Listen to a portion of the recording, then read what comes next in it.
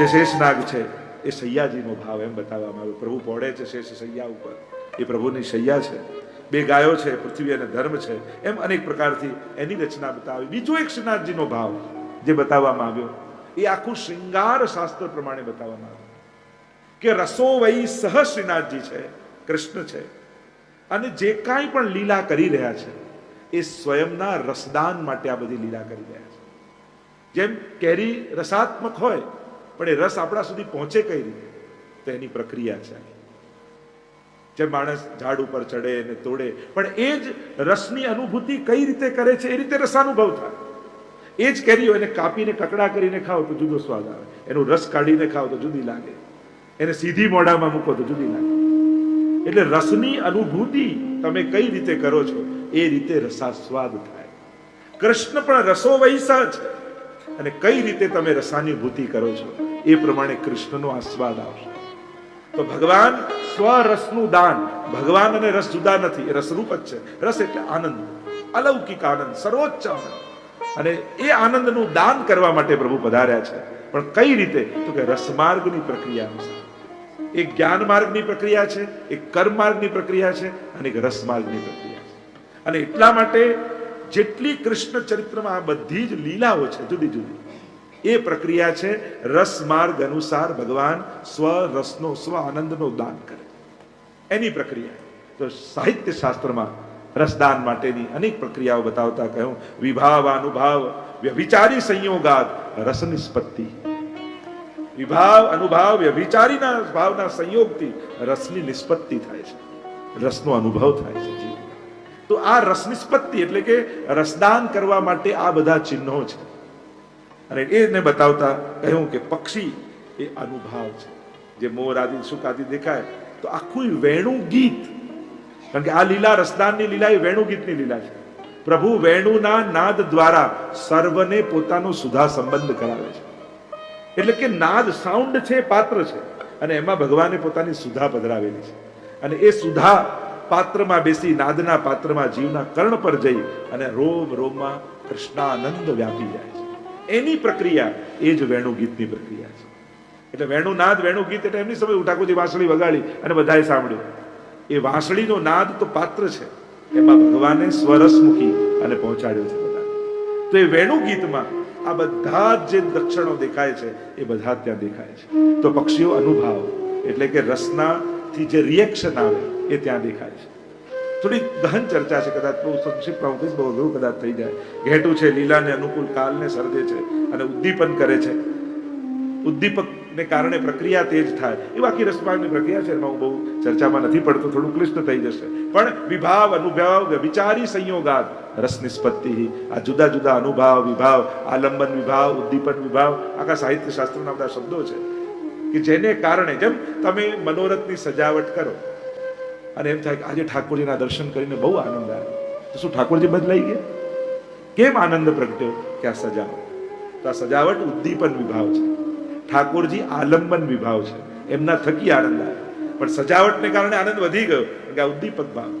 તો આખું વેણુ ગીતમાં બરહા પીડમ નટવર વપુહુ કર્ણયો કર્ણિકારમ બિભ્રદ્વાંસ કનક કપીશમ વૈરેન્દ્ર, એમાં પણ આ પ્રકારની પ્રક્રિયા સુબોધનીમાં મહાપ્રભુજીએ સમજાવી છે કે કઈ રીતે પ્રભુ સ્વરસનું દાન રસશાસ્ત્ર પ્રમાણે કરે છે. એટલે જ આપણી ભક્તિ છે ને એ ગોપીઓની ભક્તિ છે. કોઈ કે આ કરાય, અહીંયા જવાય, આ ખવાય. મેં કહું વૈષ્ણવી જીવન જીવવા માટે એક જ વસ્તુ વિચાર કરો, ગોપીની સામે આ પ્રશ્ન આવે તો એ ગોપી શું કરે? બસ એટલો પ્રશ્ન પોતાની જાતને કરો, બધા ઉત્તર મળી જશે. એક કૃષ્ણને પ્રેમ કરનારી ગોપી. આપણે બધા કૃષ્ણના પ્રેમી છીએ, આ જ પુષ્ટિ ભક્તિ છે. તમે કૃષ્ણને પ્રેમ કરો છો અને એને પામવા માટેનો પ્રયાસ આપણો ચાલી રહ્યો છે. તો વિચાર કરો, કૃષ્ણને પ્રેમ કરનારી ગોપી. એટલે આ હું નથી કહેતો, નારદજીએ ભક્તિ સૂત્રમાં કહ્યું છે. ભક્તિ સૂત્રમાં પૂછ્યું કે ભક્તિ કેવી કરવી, તો કે યથા વ્રજ ગોપિકાના, જે રીતે ગોપીજનોએ ભક્તિ કરી એવી કરવી. કેમ કે જે ભક્તિ પ્રભુને સર્વથી અધિક ગમી હોય એવી ભક્તિ કરવી. ભક્તો તો ઘણા છે, ધ્રુવ છે, પ્રહલાદ છે, અમરીશ છે, નારદ છે. કોના જેવી કરીએ? તો કે પ્રભુને જેની ભક્તિ સૌથી વધારે ગમી. તો કોની સૌથી વધારે ગમી? તો કે ગોપીઓ. ગોપી પ્રેમ કી ધ્વજા જીન ગોપાલ કિયો વશ ઉર્ધરી શ્યામ ભજા. પ્રેમની ધ્વજા ગોપીઓને કહી છે. અને એટલા માટે આપણે બધા ગોપીઓને ફોલો કરનારા છે. એટલે પછી તમને એમ થાય કે હવે આની માનતા કરાય, આ કરાય, પેલું કરાય. ગોપીઓ શું કરે? ચિંતન કરો, પોતાની જાતને પ્રશ્ન કરો કે આવા સંજોગે ગોપીએ શું કરે. સંસારમાં રહેવા માટે પોતાની જાતને એક પ્રશ્ન કરો કે મહાપ્રભુજીના સેવકે શું કરવું જોઈએ. આ સમયે સંસારનો કોઈ પણ પ્રશ્ન આવે ને, વ્યક્તિ બનીને ઉકેલ કાઢવા જશો ને તો ઝઘડો થશે. વૈષ્ણવ બનીને ઉકેલ કાઢશો તો સમાધાન મળશે. અને એટલા માટે પોતાની જાતને પ્રશ્ન કરો એ સમયે કે આવા સંજોગોમાં એક વૈષ્ણવે શું કરવું. ત્યારે વ્યક્તિ મટી જાય, વૈષ્ણવ બની જાય. વ્યક્તિ બનશો તો ક્લેશ જ થશે, ઝઘડા જ થશે, ચર્ચા જ થશે. પણ વૈષ્ણવ બનશો તો સમાધાન નીકળશે. ત્યાગવાનો આનંદ હોવો જોઈએ, આપવાનો આનંદ હોવો જોઈએ. કમને ન થાય. અભાવ અને ત્યાગ એવા સંયમ બંનેમાં ફરક છે. જમવાનું કાંઈ ન હોય ને આખો દિવસ ભૂખ્યા ગયા એનો ઉપવાસ ન કહેવાય, એ તો ભૂખમરો કહેવાય. આખી રાત ઊંઘ ના આવી એ તો બીમારી કહેવાય, એને જાગરણ ન કહેવાય. આ બંનેમાં પ્રક્રિયા સરખી લાગે, ફરક છે ને. તમે એને એમાં ખપાવ. ઘણા લોકો સાવ કઈ ના આવડે, આનું કામ તો નરસિંહ મહેતા જો. ક્યાં નરસિંહ મહેતા ને ક્યાં સરખામણી તો જોઈને ખરો. લોકો એવું કરે, આનું કામ તો નરસિંહ મહેતા જો. ક્યાં એની ભક્તિ? એને તો આ બધું પસંદ કરેલું છે, આને તો આના કર્મોથી મળેલું છે. એટલે ક્યાંય તમે કોઈ આડીઓની સરખામણી નહીં. ઘણી બધી ક્રિયાઓ છે ને ધર્મમાં સરખી લાગે, પણ એ બંનેમાં બહુ મોટો ફરક હોય છે. ગમે ત્યાં શબ્દના પ્રયોગ ના થાય. તો જે વાત કરી રહ્યા છે, પ્રભુ રસમય છે, રસનું દાન કરવા માટે પધારે છે. અને એટલા માટે અનેકવિધ સ્વરૂપોથી પ્રભુની ભાવનાને સમજાવવામાં આવે છે. શ્રીનાથજીની એક ભાવના એ રાસની પણ છે કે પ્રભુ રાસ કરી રહ્યા છે અને રાસની આ મુદ્રામાં ઠાકોરજી નિકુંજમાં છે અને ઊંચો હાથ કરી રાસથી વિખૂટા પડેલા જીવોને રાસમાં બોલાવી રહ્યા છે. તમને એમ થાય કે આ લીલા જીવોને નાખ્યા જ કેમ, પોતાનાથી આમ દૂર કેમ કરે? અરે નાનું બાળક, આ તો લીલા એટલે રમત ને. નાનું બાળક બોલથી રમતો જોયો છે, દૂર નાખે તો એ શેના માટે? કે એને દૂર ફેંકવા માટે ના, પછી દોડીને પકડી જવા માટે, પકડી લેવા માટે. આ તો એની રમત છે, આ તો ખેલ છે. અને ખેલમાં તો આ રીતે જ રમાય. તો ઠાકોરજી આ લીલા કરે છે જીવોને ભૂતલ પર, અને પાછા પોતે ભૂતલ પર પધારે છે. અને પોતે પધારે છે તો કેટલા જીવોનું કલ્યાણ થાય છે.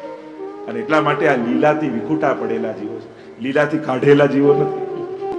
ઘણા જોઈને એમ લાગે આને કાઢ્યો જ લાગે છે, આ વિખૂટો નહીં પડ્યો. આને તો ઠાકોરજી કાઢ્યો લાગે. મૂળ વાત એ છે પ્રભુ તો કૃપાળુ જ છે.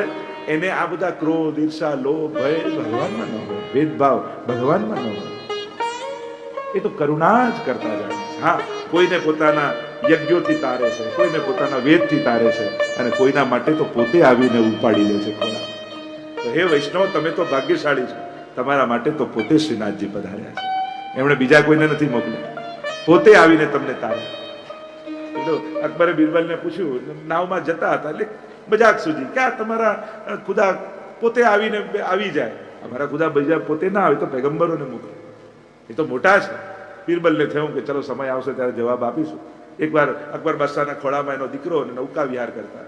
બિરબલને થયું નાવ મધ્યમાં આવી એટલે હવે જવાબ આપવાનો રસ્તો છે. છોકરાને ઉપાડીને પાણી નાખી દીધું. અને અકબર બાદશાહ કે બચાવો, અને કોઈ કાઢો. અને 2-3 દ્વાર જોયું ને કોઈને પોતે કૂદકો માર્યો, છોકરાને લઈને નાવમાં આવી. અને એવા નારાજ થયા બિરબલ, આ શું કરે છે? પાગલ થઈ ગયો છે, આ રીતે નખાતો હશે, ડૂબી જાત છો. રાજા આપના પ્રશ્નનો જવાબ આપતો. અત્યારે બીજા કોઈનો દીકરો પડ્યો હોત તો તમે મને કહે, સિપાહીને કહે, બીજા કોઈને કહે કે આને કાઢો. પણ પોતાનો દીકરો ડૂબતો દેખાયો તો કોઈની રાહ ન જોઈને પોતે કૂદકો મારી દીધો. એમ જ્યારે પોતાના ભક્તો દુખી દેખાય ત્યારે ભગવાન કોઈની રાહ જોતા નથી, પોતે કૂદીને જીવને તાણીને. અર્થ સકળ તેનો સીધો, લીલા માહે તાણીને.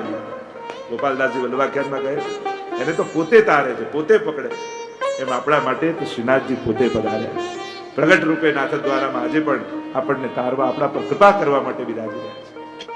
તો આમ આ સ્વરૂપની અનેકવિધ પ્રકારની ચર્ચાઓ શ્રીનાથજીની વાર્તામાં આવી, શ્રીનાથજીના અનેકવિધ પ્રસંગોમાં, યા આચાર્યોના અનેક ગ્રંથોમાં, યા ભગવદીઓની વાણીમાં. આપણે ત્યાં ભગવદીઓની વાણીમાં પણ અનેક પ્રકારથી શ્રીનાથજીના સ્વરૂપની ગાથા ગવાય છે. જેમ સાતે સ્વરૂપની ભાવના છે, એમ શ્રીનાથજીના સ્વરૂપની ભાવના છે, મહાપ્રભુજીના સ્વરૂપની ભાવના છે. તો સાક્ષાત ભાગવત રૂપ, રસો વૈસ, શૃંગાર રસરૂપ, આનંદ રૂપ એ શ્રીનાથજીનું સ્વરૂપ છે. રૂપ આપણે વર્ણન આંખથી દેખાઈને કહી શકીએ, પણ સ્વરૂપ તો અનુભવાય. પુષ્ટિ માર્ગમાં રૂપ અને સ્વરૂપનો ભેદ છે. સ્વરૂપની ભક્તિ છે, સ્વરૂપ આસક્તિ છે, સ્વરૂપ નિષ્ઠા છે, અને એટલા માટે સ્વરૂપ સેવા છે. પુષ્ટિ માર્ગનું પરમ ફલ એ સ્વરૂપ સેવા રૂપે છે.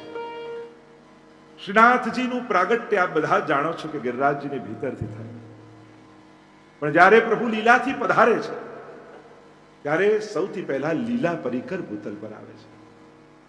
અને શ્રીનાથજીના પ્રાગટ્યની વાર્તાનો પ્રારંભ ગર્ગ સંહિતામાંથી થાય. સુંદર રાસ ચાલી રહ્યો છે. અનેકવિધ ગોપીજનો આસપાસ એક એકનો હાથ પકડીને કુંડાળું વળીને છે. મધ્યમાં ઠાકોરજી અને સ્વામીજી વિરાજમાન છે. જેમ જેમ સ્વામીજી ઇશારો કરતા જાય એમ ઠાકોરજી પોતાનો હાથ ઊંચા કરતા કરતા મહારાસ કરી રહ્યા છે. અને રાસમાં તો દાન માન ખેલ અનેકવિધ પ્રકારની લીલાઓ હોય. અનેક પ્રકાર. રાસ એટલે કેવલ નૃત્ય જ નહીં, આ આખા વર્ષ દરમિયાનની જે બધી લીલાઓ છે એ રાસની અંતર્ગત જ છે. આ પ્રભુનો આખો એક રાસ જ છે. આ જે જુદી જુદી લીલાઓ આપણે માનીએ છીએ કે 12 મહિનાની લીલાઓ રાસને અંતર્ગત આવે. સ્વામીજી અને ઠાકોરજી શ્રમિત થઈને બિરાજમાન થયા. અનેક ગોપીજનો સામે બિરાજમાન છે. અને ત્યારે સ્વામીજી વિનંતી કરે છે કે પ્રભુ, આ ગોલોકનો રાસ ચાલી રહ્યો છે, નિત્ય લીલા કે પ્રભુ એવું કોઈ સુંદર સ્થાન આપ બનાવો કે જ્યાં આપણને બંનેને એકાંત હોય, સુંદર કંદરાઓ હોય, ઝરણાઓ હોય, કંદ મુડુકતા હોય, અને એવી ગહન કંદરાઓમાં આપણે લીલા કરીએ. કહેવાય છે કે એ જ સમયે પ્રભુના હૃદયમાંથી એક તેજ પુંજ નીકળ્યું, 100 યોજન ઉપર ગયું. ઠાકોરજીએ હાથ રાખ્યો અને તેજ રોકાયો. અને એ જ તેજ 100 શિખર વાળા શતશૃંગ રૂપે ગોલોકધામમાં ગિરિરાજજી પ્રગટ થયા. એટલે ગોલોકધામમાં એમનું નામ શતશૃંગ છે, 100 શિખર જેના છે. અને શ્રી યમુનાજીનું નામ વીરજા છે. એમની પણ ગર્ગ સંહિતામાં બધી કથા આવે છે. જેમ ભાગવતજી તમે બહુ સાંભળો છો ને, એમ એકવાર ગર્ગ સંહિતા પણ સાંભળજો, એ તો વાંચજો. હરિવંશ પુરાણ, બ્રહ્મવૈવર્ત પુરાણ, ગર્ગ સંહિતા અને ભાગવતજી. કૃષ્ણની લીલાઓને સમજવા માટે બને તો આટલા ગ્રંથોનો આશ્રય લે. ઘણીવાર આપણે ભાગવતજી તો શ્રવણ કરતા હોય, પણ ગર્ગ સંહિતા કે હરિવંશ પુરાણ આદિ વાંચવાનો સમય યા સંજોગ નથી હોતા. પણ કૃષ્ણ લીલાઓના સુંદર સુંદર ચરિત્રો આ બધામાં સુંદર રીતે વર્ણિત છે. ગર્ગજી લખે છે એમાં ગિરિરાજ ખંડ, આખો એક ખંડ છે ગર્ગ સંહિતામાં. અને આ રીતે ગિરિરાજજીનું પ્રાગટ્ય ગોલોકધામમાં થયું. પ્રભુને ભૂતલ પર પધારવાનો સમય આવે અને પ્રભુ પધારે એના પહેલા એમનું લીલા પરિકર ભૂતલ પર પધારે. ગિરિરાજજી પધાર્યા શાલ્મલી દ્વીપમાં દ્રોણના પુત્ર બની. સૌથી પહેલા તો શ્રી યમુનાજી ભૂતલ પર આવ્યા. દેહ કારણ શ્રી યમને પ્રથમાઈ, ભક્ત કે ચિત્ત કી વૃત્તિ સબ જાન કે તાતે અતિ આતુર જુધાઈ. શ્રી યમુનાજી પધારે. કેમ? ભક્ત કે ચિત્ત કી વૃત્તિ સબ જાન. ભક્તના ચિત્તની વૃત્તિને જાણે છે કે આને મારા વગર આનંદ થવાનો નથી, મારા વગર આને ચેન પડવાનું નથી, સંસારમાં એને સુખ મળવાનું નથી, એટલે હું પહેલા જઈને જાઉં. એમે બાળક પડતું હોય ને તો પપ્પા પછી દોડે, પહેલા મમ્મી દોડીને પકડી લે. એટલે પ્રભુ તો પછી આયા, પણ યમને મૈયા પહેલા દોડતા આવી ગયા. ભક્ત કે ચિત્ત કી, ક્યારે આ પડી જાય સંસારમાં કોને ખબર. લાવો ને, હું દોડતી જઈને પહેલા એના ખોળામાં લઈ. અનેક અનેક ભાવ કર્યા. બ્રહ્મ સંબંધ થાય એટલે તો યમુનાજી પહેલા દોડે ને. ब्रह्म संबंध जब होत या जीव को तब ही इनकी भुजा वाम भर के दौड़ कर शोर कर जाए पियसो कहे.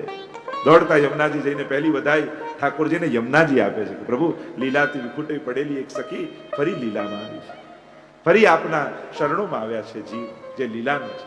એમ પહેલી વધાઈ યમુનાજી આપે છે. તો યમુનાજી પધાર્યા, ગિરિરાજજી પધાર્યા, અને એમ શાલ્મલી દ્વીપમાં દ્રોણના પુત્ર રૂપે ગિરિરાજજીનું પ્રાગટ્ય. 3 પુત્ર થયા. એક છે કાંતાનાથ પર્વત, ચિત્રકૂટમાં આજે પણ કાંતાનાથ પર્વત છે, ગિરિરાજજીના ભાઈ છે. બીજા છે ચરણાદ્રી પર્વત, જ્યાં ગુસાઈજીનું પ્રાગટ્ય સ્થળ છે. આ પોષ મધ્યાને 9 શ્રીનાથજી અક્કાજી ઉર ઉપન્યોવા હળી મળીને ચાલ્યા ચરણાટ જ્યાં નિજ ધામ. એ ચરણાટ, ત્યાં વામન ભગવાનના ચરણોના ચિહ્ન છે, એટલે એનું નામ છે ચરણાદ્રી, જ્યાં ભગવાનના ચરણોના ચિહ્ન છે. તે ગુસાઈજીના પ્રાગટ્ય સ્થળ. અને મધ્યના વચલા ભાઈ છે આ ગોવર્ધન. કથા પ્રસિદ્ધ છે, આ બધા જાણતા હશો. પુલત્સ મુનિ પરિભ્રમણ કરતા કરતા દ્રોણને ત્યાં આવ્યા. જોયા ગોવર્ધનને અને એની સુંદરતા જોઈ એમને થયું કે આને હું કાશી લઈ જાઉં અને આની ઘન કંદરાઓમાં બેસી કાશી વિશ્વનાથની આરાધના કરું.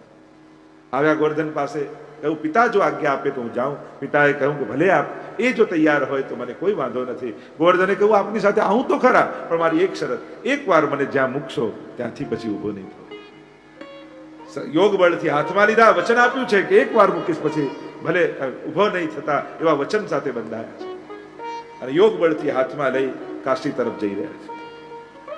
હમ તો શ્રી વિઠ્ઠલનાથ ઉપાસી और कहा करूं जाए काशी. આપણે તો કીર્તનમાં કહીએ છીએ. અને વચમાં વ્રજ આવ્યો અને ગિરિરાજજીને થયું કે હું તો વ્રજ માટે જ ભૂતલ પર આવ્યો છું, હું કાશી જઈને શું કરું આ ઋષિને રોકવા માટે. એટલે પોતાનું વજન એટલું વધાર્યું કે ઉચકી ન શક્યા, નીચે પધરાવી તો દીધા. નિત્ય કર્મથી નિવૃત્ત થઈને પાછા આવ્યા અને જ્યાં ગિરિરાજજીને લેવા જાય ફરી હાથમાં, ત્યારે ગિરિરાજજીએ કહ્યું કે યાદ કરો, આપે મને વચન આપ્યું છે, સંકલ્પથી જોડાયેલા છો, એકવાર મને જ્યાં મૂકશો ત્યાંથી પછી હું ભૂલ. ઋષિને આવ્યો ક્રોધ, તે મારી જોડે છલ કર્યું છે, ત્યારે આવવું તું વ્રજમાં, પણ મને નિમિત્ત બનાવીને અહીંયા સુધી આવ્યો, એટલે હું તને શ્રાપ આપું છું, રોજ તું તલભર ઘટીશ.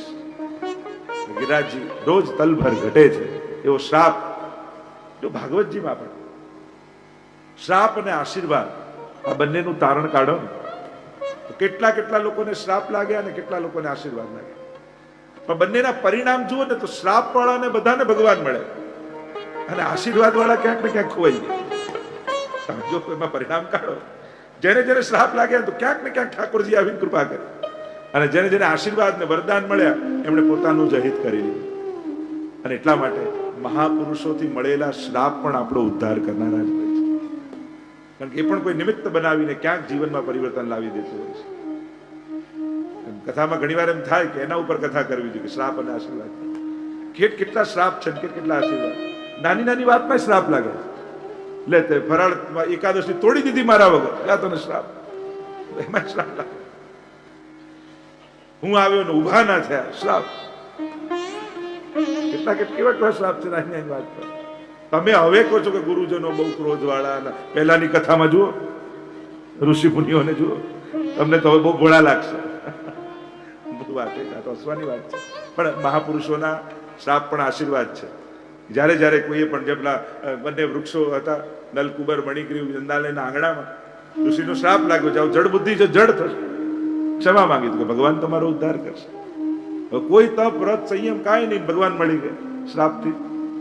તો મૂળ વાત એ છે, ખાલી ઋષિ એમ કીધું ભગવાન ઉદ્ધાર કરશે, અને ભગવાને ઉદ્ધાર કર્યો તો તમને મહાપ્રભુજી કહે છે કે ઠાકોરજી કૃપા કરશે. વલ્લભસ્ય હિતમ વચઃ. તો શું મહાપ્રભુજીના વચન કોઈ મિથ્યા જવાના છે? એમના વચન પર ભરોસો રાખો, ઠાકોરજી નિશ્ચિત તમારા પર કૃપા કરશે. કોઈ ને કોઈ રૂપે, કોઈ ને કોઈ રીતે શ્રી વલ્લભના વચન ક્યારે પણ ઠાકોરજી મિથ્યા નહીં જવાય. તસ્યાશ્રયો ભવેત કૃષ્ણ ઇતિ શ્રી વલ્લભો બ્રવીત. વલ્લભ કહે છે કે આ પાઠ કરવાથી તમારો આશ્રય સિદ્ધ થશે.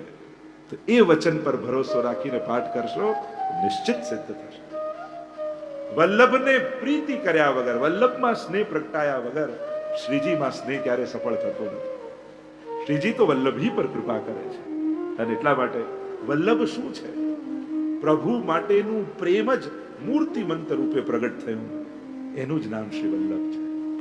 શ્રીમદ વૃંદાવનેન્દુ પ્રકટિત રસિકાનંદ સંદોહ રૂપ સ્ફૂર્જદ્રાસાદિ લીલામૃત જલિદી પરાક્રાંત સર્વોપી શશ્વત. શ્રી ગુસાઈજીના વચનો કેવા અદ્ભુત વચન છે, કેવા સુંદર વચન છે. અને એ વચનો પર જ્યારે વિશ્વાસ આવે તો શ્રી મહાપ્રભુજીના વચનને ઠાકોરજી ક્યારેય મિથ્યા નહીં થવા દે. તો ગિરિરાજ બાબા શ્રાપ લાગ્યો, તલભર રોજ ઘટે. ગિરિરાજજી બનવા વિચાર કર્યો કે પ્રભુ જ્યારે ભૂતલ પર પ્રગટ રૂપે નહીં હોય તો ભૂતલ પર રહીને શું કરવાનું? પણ શ્રાપ દ્વારા પણ સેવા મળતી હોય ને તો એ મારું પરમ સૌભાગ્ય છે. જો સેવા, ભલે કોઈનો ક્રોધ મળે, કોઈનો લોભ, કોઈની ઈર્ષા, કોઈનો દ્વેષ, બધું સહન કરવું પડે, પણ એ સહન કરીને પણ સેવા ન છોડતા. ચલો સખી સૌતન કે ઘર જઈએ, માન ઘટે તો કહા ઘટ જઈએ, પિય કે દર્શન પાઈએ. આપણે તો પ્રભુની સેવામાં શું માન?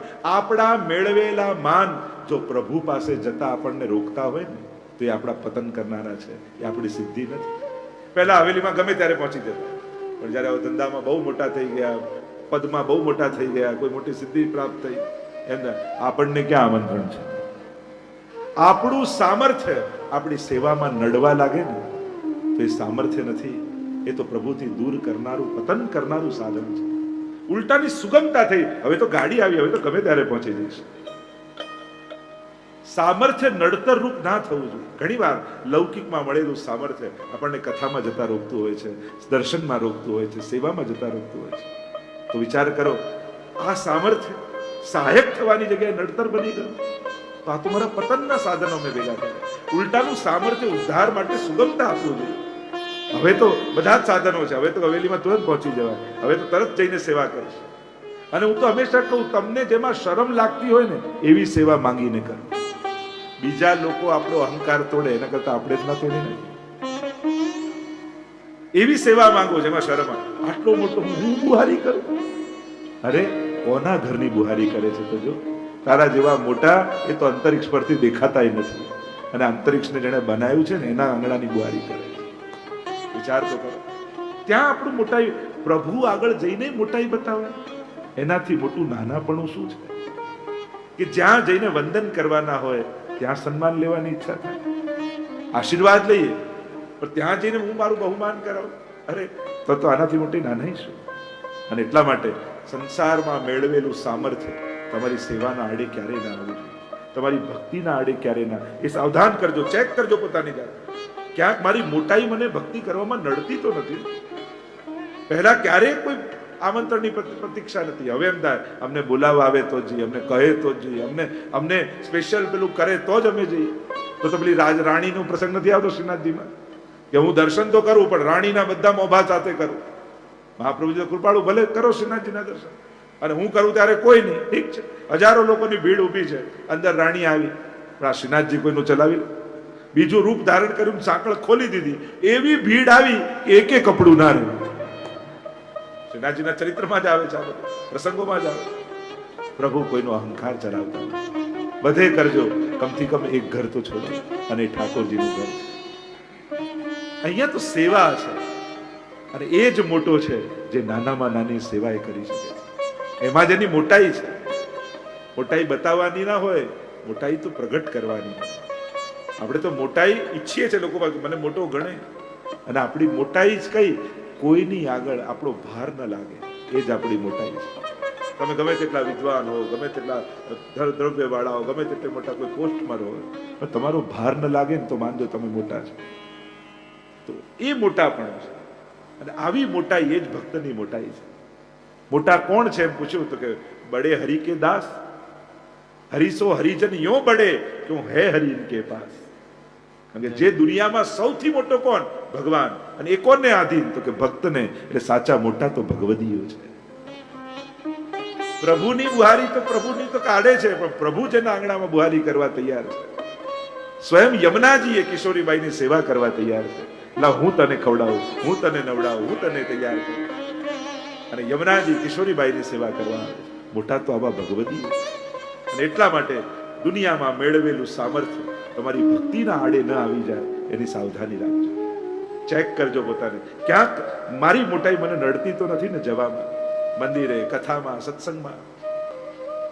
જ્યારે નડવા લાગે તો સાવધાન થજો. ઉલટાની પ્રભુએ સુગમતા કરી આપી સત્સંગ સેવા માટેની. હવે તો કોઈને પૂછવાની જરૂર નથી, બધા જ સાધનો છે, પહોંચી જવાનું. અને એ રીતે સેવા કરો. સેવક ન દેખાય, સેવા દેખાવી જોઈએ. મંદિરને ચોખ્ખું જોઈને કોઈ પૂછે કે બુહારી કોણે કરી?